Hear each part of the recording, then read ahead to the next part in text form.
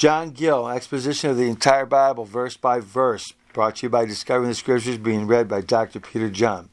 This is Nahum chapter 2, verse 13, the last verse in chapter 2.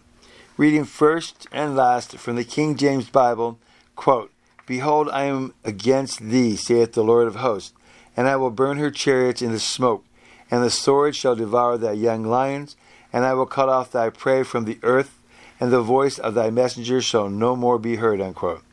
John Gill, quote, "Behold, I am against thee, saith the Lord of hosts, against Nineveh and the whole Assyrian empire.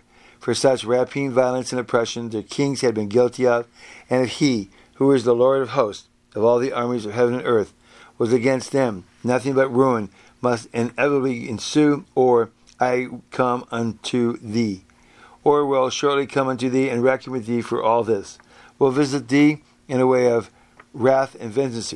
The Targum is, Behold, I will send my fury upon thee, and I will burn her chariots in the smoke, either those in which the inhabitants of Nimrod rode in great splendor about the city, or those which were used in war with their enemies, and this he would do in the smoke, or unto smoke, as the Vulgate Latin version, or into smoke, as the Syriac, easily, quickly, at once, suddenly, so that they should evaporate into smoke, and be no more, or with fire, as the Targum, that is, as Kimchi interprets it, with a great fire, whose smoke is seen far off, and may figuratively understood the smoke of the divine wrath, as Ezra explains it.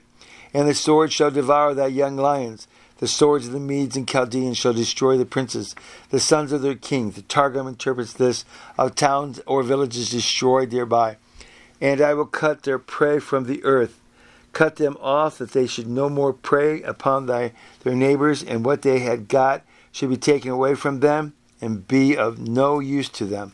And the voice of thy messengers shall no more be heard in foreign courts, demanding homage and subjection, exacting and collecting tribute, blaspheming the God of heaven, and malicing his people, as Rapshaken, a messenger of one of these kings, did, and which is mentioned by the most of the Jewish commentators as being then a recent thing.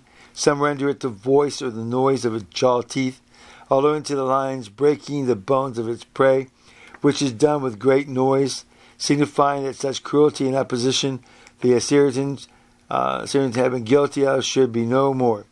Or rather, as R. Judah ben Balaam's observed, as it signifies the noise of the teeth devouring the prey, as if it said, I will cut off thy prey from the earth. And Ben Milach says that in the Persian language, grinding stones are expressed by this word, and the teeth are called grinders. See Ecclesiastes chapter 12, verse 3, unquote. Scripture quote, Behold, I am against thee, saith the Lord of hosts, and I will burn her chariots in the smoke.